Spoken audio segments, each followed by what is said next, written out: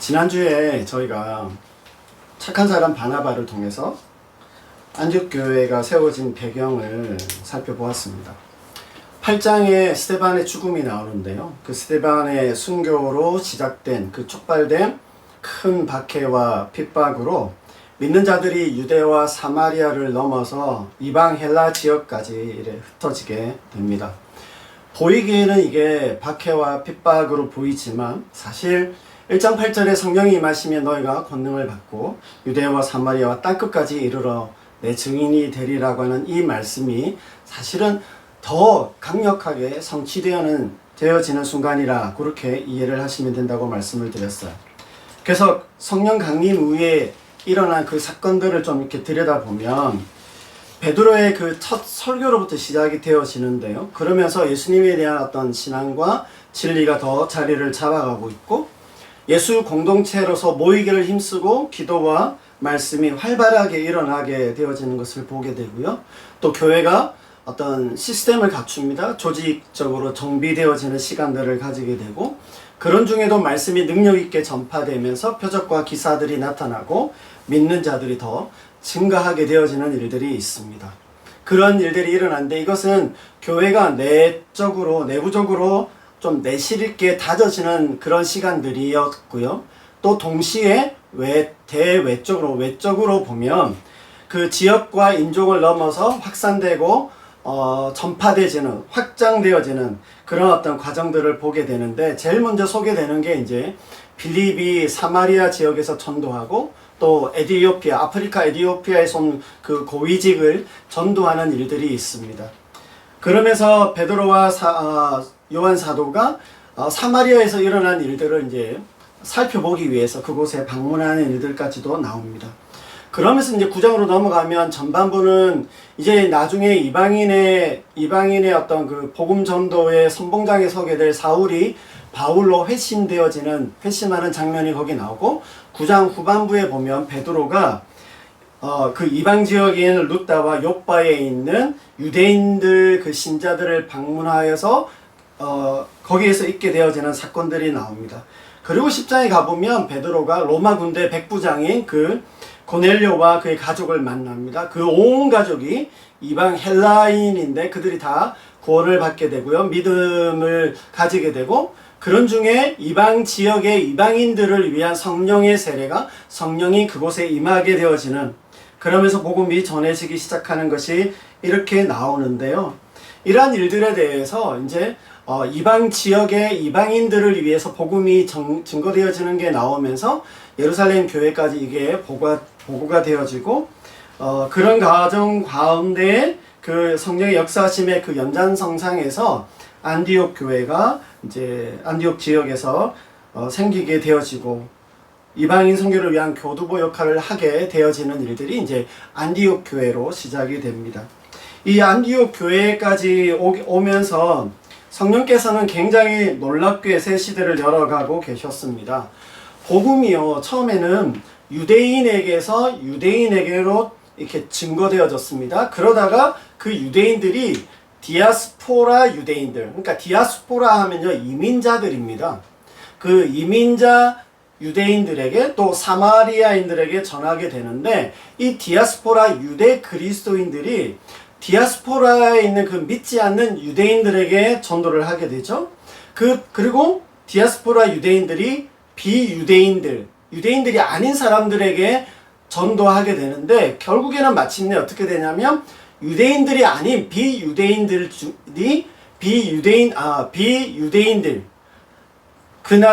이방인들 헬라 사람들에게 복음을 전하는 데까지 이르게 됩니다. 이렇게 제가 쭉 어떤 단계를 가지고 점층적으로 좀 설명을 드렸는데요. 이게 무슨 설명이냐면 예수님의 복음이 경계를 넘어서 새로운 시대를 열어가는 흐름을 좀 제가 이렇게 어떤 인종별로 이렇게 말씀을 좀 간단하게 드렸는데 이 전체 흐름을 우리가 좀 기억해 두실 필요가 있어요. 성령께서 새로운 시대를 열어가시고 인도해 가시는데 그 흐름이 이러하다라고 하는 것을 사도행전이 그 일부라고 하긴 그렇지만 전체 역사 안에서 그 시대에 그런 일들이 일어났다라고 하는 것을 우리에게 보여준다라고 하는 겁니다. 그래서 이걸 우리가 아는 게 왜 좋냐면, 왜 유익하냐면, 이러한 성령의 역사가요, 사실은 사도행전, 단지 그 사도행전 안에서만이 아니라 오늘날 우리 시대에서도 성령께서 세상 끝날까지 전 세계를 통해서 그렇게 계속 역사하고 계시고 그 역사를 이어가고 계실 것이다라고 하는 것을 우리가 알게 해준다라고 하는 것입니다.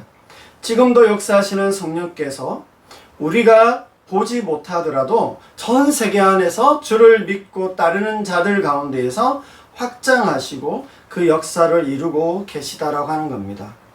우리나라와 한국 교회만이 아니라 이것을 넘어서 역사하시는 그 하나님의 역사하심과 인도하심이 성령을 통해서 계속 오늘날에도 진행되고 있다라고 하는 것입니다. 때로 우리가 경험하고 우리가 보고 있는 이 세계가 전부인 것처럼 느낄 때가 있잖아요.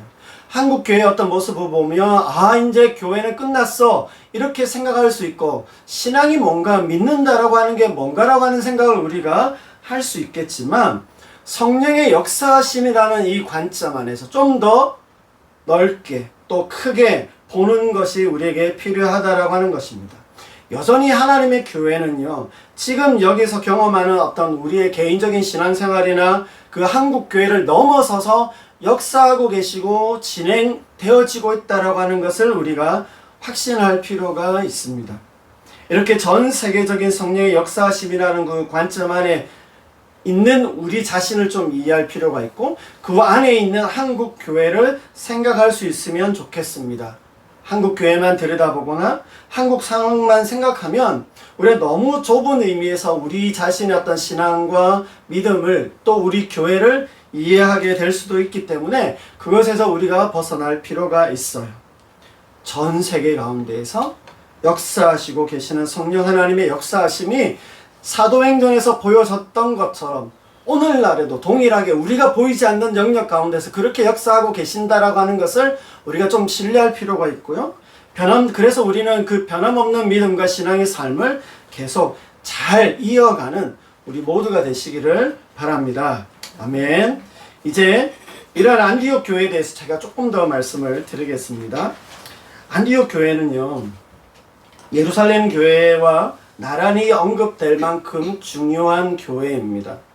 그러니까 예루살렘 교회는 그리스도 교회, 기독교회의 모판이 된 교회다라고 말한다면, 안디옥 교회는요, 이방인 지역으로 복음이 전파되게 된 어떤 모판과 같은 역할을 한 것이 안디옥 교회다.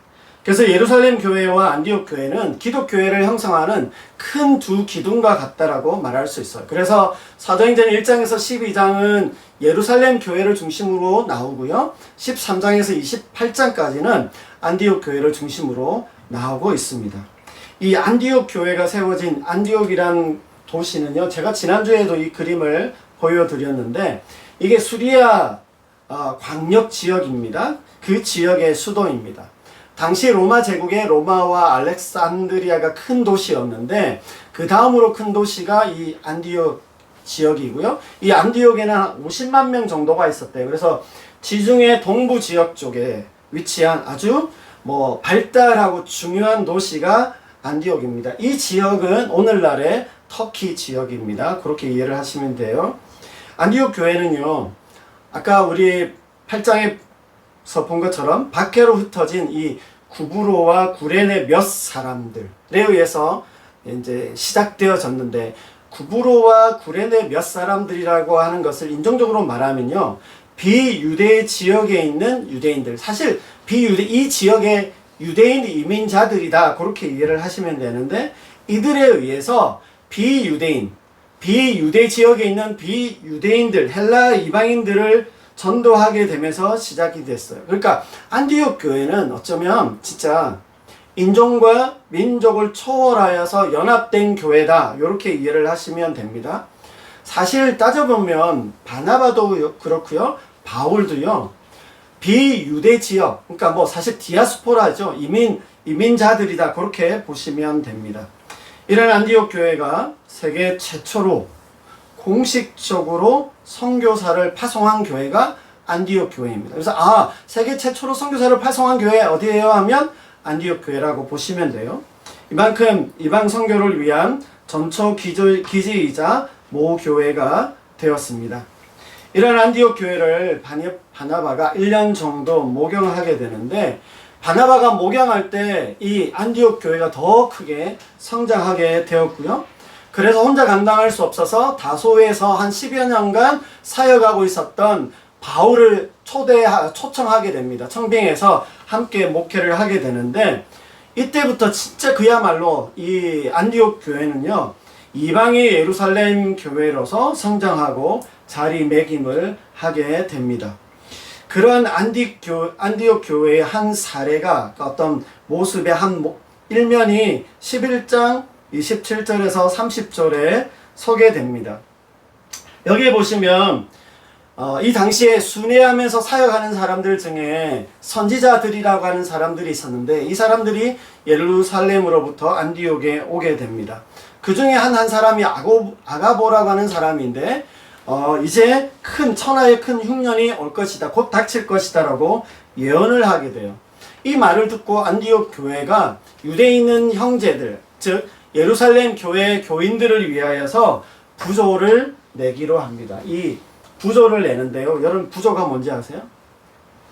결혼식이나 장례식 때 이제 내는 우리가 흔히 부주라고 하죠. 근데 부주는 사투리래요. 부조가 맞답니다. 부조금이라고 하는 게 맞는데, 그래서 이렇게 돕기 위해서 내는 그 헌금을 말하는데, 아마 구제헌금, 성교헌금 이렇게 보시면 될 거예요. 근데 이 안디옥 교회가 각각 힘대로 최선을 다해서 모아서 바울과 바나바 편에 예루살렘 교회에 전달했다고 나옵니다. 아마 이 큰 흉년이 들었기 때문에 안디옥 교회도 그 여파가 있었을 거예요. 그들에게도 문제가 있었을 것이고, 그들에게도 좀 모자랄 수 있었겠지만, 각자가 힘을 다하여서 도와서 예루살렘 교회를 도왔다라고 이야기를 합니다. 예루살렘 교회의 도움으로 시작한 안디옥 교회가 예루살렘 교회를 돕고 있는 모습이 여기에 나오는 겁니다. 그러니까 그만큼 안디옥 교회가 좀 많이 성장하고 성숙하게 되었다라고 하는 것을 보게 되는데, 제가 이 장면 보면서 떠오른 게 뭐냐면, 초등학생들이 대학생 장학금을 주는 것과 같은 모습이 아닐까라고 하는 생각을 했어요. 그만큼 이 안디옥 교회 교인들이 그리스도인들이라고 불렸다고 그랬잖아요. 안디옥 교회로 말미암아 그리스도인들이라고 불렸는데, 왜 이들이 이렇게 불렸는지를 좀 알 수 있는 한 장면이다 라고 생각을 하게 되었어요. 이렇게 대내외적으로 안디옥 교회는 모범이 될 만큼 성장한 모습을 보여주는데, 오늘 우리가 읽은 이 본문 말씀도 그렇게 안디옥 교회를 소개하는 소개 중에 절정이라고 저는 그렇게 생각을 합니다. 13장 1절에서 3절까지 말씀인데요.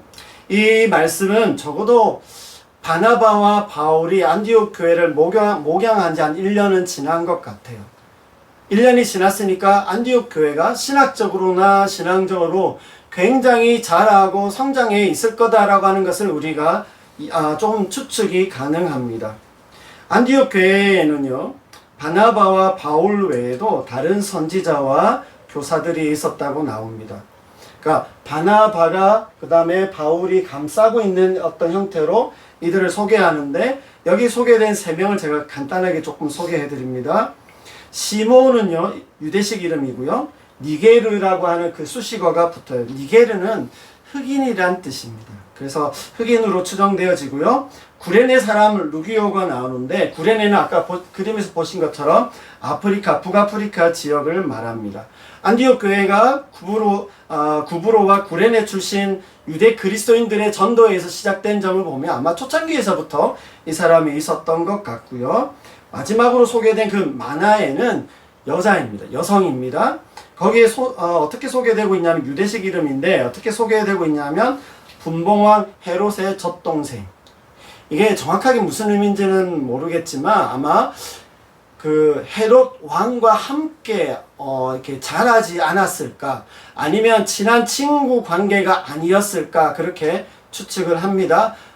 좀 다르게 말하면요, 아마 이 마나엔이라는 이 여성은 자기가 마음만 먹으면 그 궁궐에서 고위직을 맡아가면서 그렇게 살 수 있었지만, 예수를 믿는 그 신앙을 받아들이면서 제자의 삶을 살기로 한 사람이 이 마나엔이다, 그렇게 볼 수 있습니다.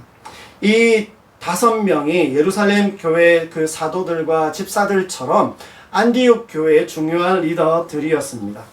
이 사람들의 면면을 우리가 보게 되면 안디옥 교회가 이 다양한 출신과 또 다른 은사와 배경을 가진 사람들로 구성되어져 있었다라고 하는 것.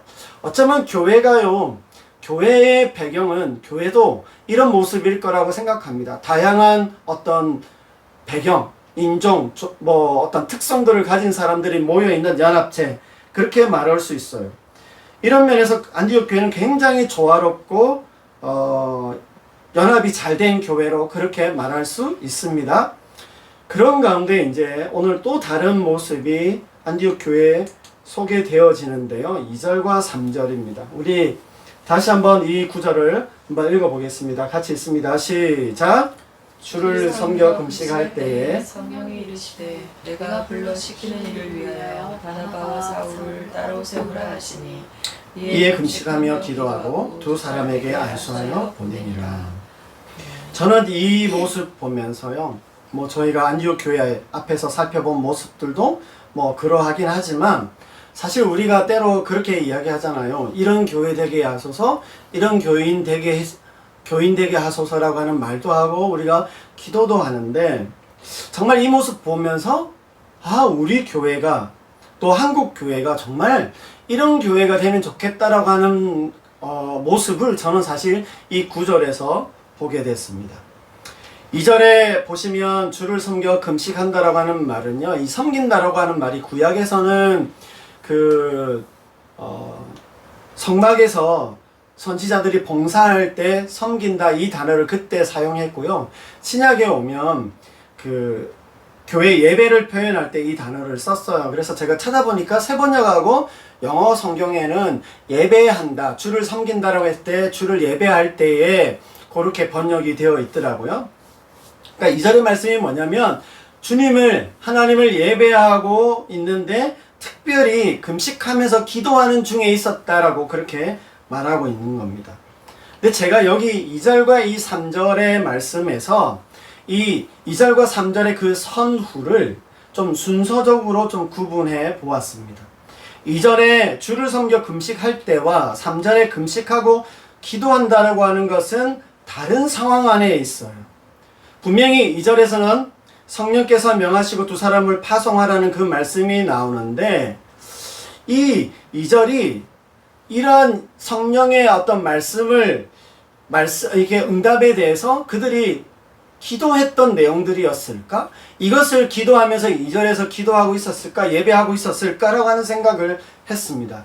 분명히 3절의 금식과 기도는요, 바울과 바나바를 따로 세워서 세우라라고 하는 그 말씀을 잘 순종하기 위해서 분명히 예배하면서 금식하고 기도했던 것 같기는 해요. 근데 2절의 이 상황도 그와 관련되었을까라고 했을 때, 저는 좀 요걸 구분하고 싶은 겁니다.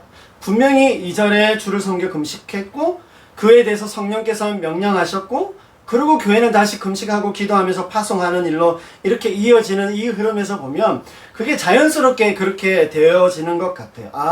성령께서 명령을 하셨으니까 그들은 그것을 위해서 기도하고 있었고, 성령께서 사인을 주셨고 그들은 믿음으로 반응하면서 순종했다, 이렇게 할 수 있는데, 저는 이걸 좀 구분하고 싶은 거예요. 2절에 섬겨 금식할 때의 이 내용이, 이 기도의 내용과 목적이 무엇이었을까? 무엇을 기도하고 있었을까? 뭘 예배하는 중에 어떻게 했을까? 요걸 이 내용이 2절의 어떤 성령의 응답과 관계되느냐 아니냐에 따라서 조금 저는 달라진다고 이해를 했어요.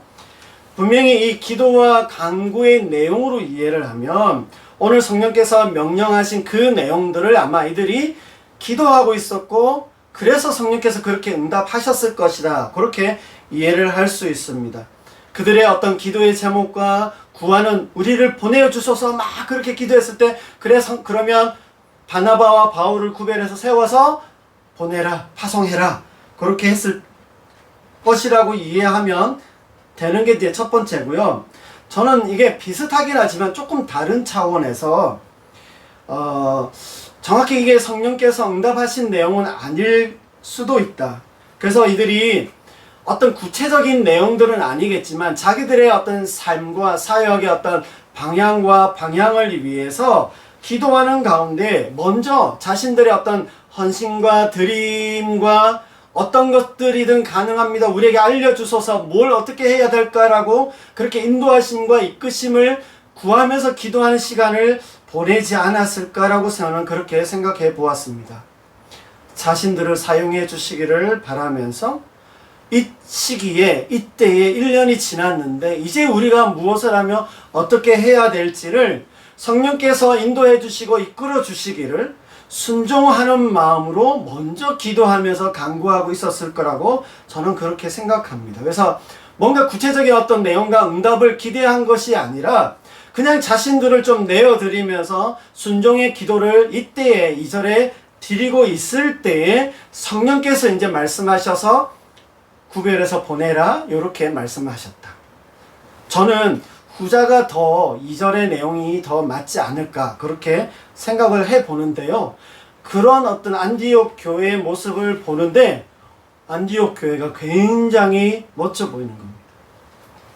사실요, 뭐 그렇다 해도 그렇고 안 그렇다 해도 사실은 이 성령의 어떤 명령, 바나바와 바울을 구별해서 세워라, 보내야 된다, 그 말씀은 굉장히 안디옥 교회로 보면 생소할 수도 있고 굉장히 당황스러운 이야기일 수밖에 없어요. 왜냐하면 우리가 잘 아는 것처럼 굉장히 중요한, 다른 리더들도 있었지만 굉장히 중요한 핵심 리더들이 바나바와 바울이었기 때문입니다. 여러분, 이들만 있으면 안디옥 교회는요 굉장히 든든할 겁니다. 앞으로도 별 문제 없고요. 그들의 어떤 만족감, 그들의 행복감이 계속 될 수 있을 텐데 성령께서 말씀하셔서 이 두 사람을 따로 세워라, 그리고 이들을 내보내야 될 것이다 라고 말씀하실 때에 이게 얼마나 당황스럽고 황당할 수도 있는 그런 내용들이었어요. 그럼에도요 안디옥 교회는 금식하고 기도하면서 무엇이든 언제든 순종할 마음으로 성령의 인도하심과 이끄심에 대해서 기도하고 있었고 자신들을 올려드리는 그 기도를 하고 있었기 때문에 이러한 성령의 명령에 대해서, 성령의 이끄심에 대해서 기꺼이 순종할 수 있었다. 저는 그렇게 보고 싶은 겁니다. 한참 안디옥 교회가 절정에 도달하고 너무너무 좋고 행복한데 그 중요한 두 사람을 내보내라고 하는 그 말씀에 순종하는 이 모습에서요 저는 안디옥 교회의 위대함과 영광스러운 모습을 저는 좀 보게 되었습니다. 아마 이들은 전혀 생각지 않았던 것은 아닐 수 있습니다. 어쩌면 성령께서 이와 같은 일들을 자기들에게 말씀하실 수 있겠다, 설마 조마조마하면서 아마 그랬을 수 있는데도 불구하고 기도하는 가운데에 성령께서 이와 같이 이끄시고 그런 방향으로 정해주실 때에 순종하는 이 안디옥 교회의 이 모습이야말로 정말 위대하고 영광스러운 것이 아닐까, 정말 존경스럽다라고 하는 생각을 하게 되었습니다. 제 개인적인 생각이긴 하지만요, 높은 뜻 숭이 교회의 그 분립 결정은 참 이 안디옥 교회 이런 모습처럼 저에겐 좀 보였습니다. 또 그리고 그러한 결정을 한 김동호 목사님의 선택도 사실 당시 모두가 다 황당해 했는데 참 멋지고 모범이 될 만하다라고 한 생각을 하게 됐죠. 상황이 좀 그렇게 주어진 면들이 없지는 않지만 그럼에도요 사실 그와 같은 결정을 한다는 거 쉽지 않습니다. 어려운 선택이었습니다.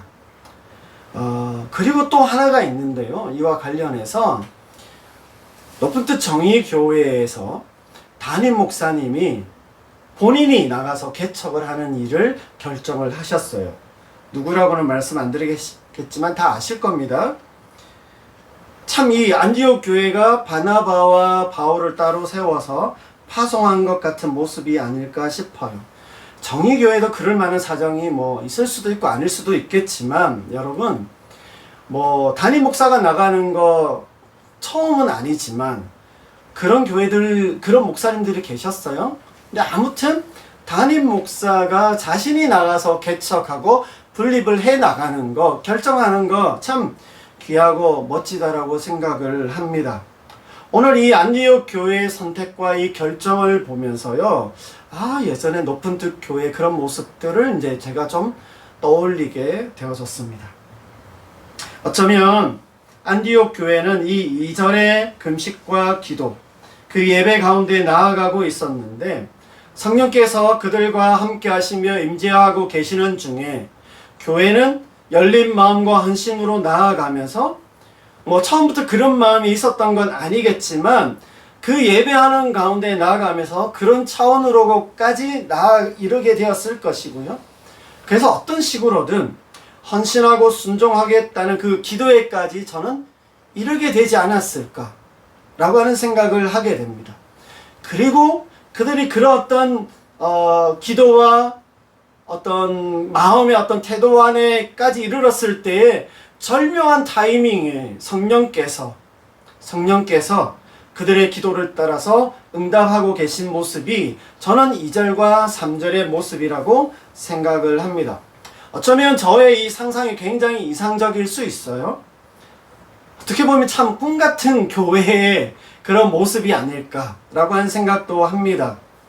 아무튼 이렇게 되면서 안디옥 교회는요, 성령의 인도하심과 그 이끄심 안에서 응답하면서 파송으로 반응하고 행동하는, 이제 제가 오늘 쓰려고 하는 단어가 이거죠. 영광스러운 모멘텀.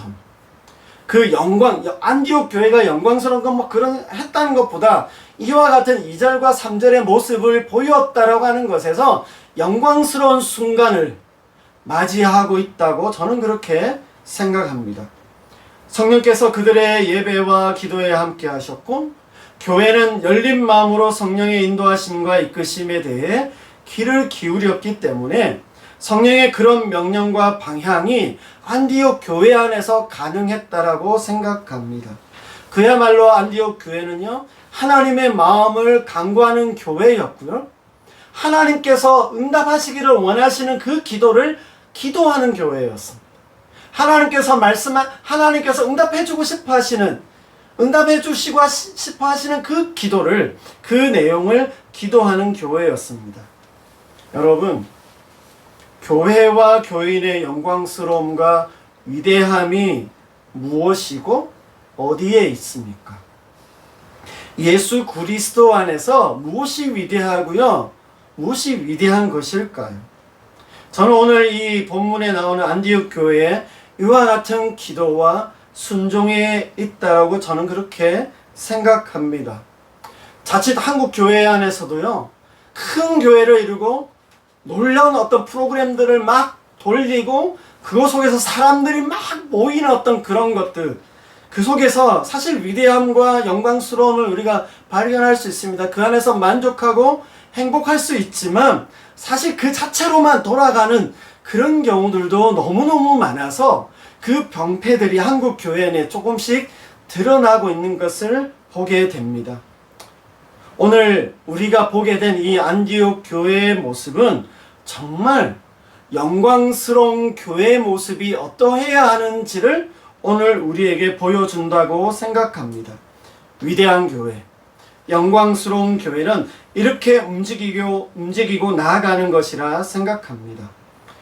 바나바와 바울을 파송해야 하는 것과 같은 일들이 뭐가 있을까 잘 모르겠지만, 기꺼이 하나님을 위해서, 또 하나님 나라를 위해, 하나님 나라의 일을 위해서 그것이 어떤 모습이든지 간에 순종하고자 기도하는 교인이 되면 좋겠습니다.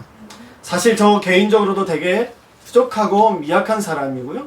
또 저희가 굉장히 작은 공동체이지만 그래서 어쩌면 우리가 할 수 있는 일들이 제가 생각해도 뭐 안디옥 교회만큼 안디옥 교회가 한 일들을 우리가 할 수 있을까? 못할 뭐 가능하다면 또 가능하겠지만 못할 수 있겠죠. 못할 수 있을 겁니다. 그러나 오늘 이 안디옥 교회가 성령의 인도하심과 이끄심에 순종하기 위해서 기도하면서 믿음으로 반응하며 나아가는 그 모습은 우리도 할 수 있다라고 생각을 해요. 그래서 우리도 이런 교회, 이런 교인이 되도록 믿음으로 더 기도하면서 나아가는 우리가 되면 좋겠습니다. 이것이 우리의 기도가 되고 간구가 되어서 우리 각자 그리고 우리 교회가 그렇게 주 앞에서 영광스럽게 나아가기를 주님의 이름으로 축복합니다.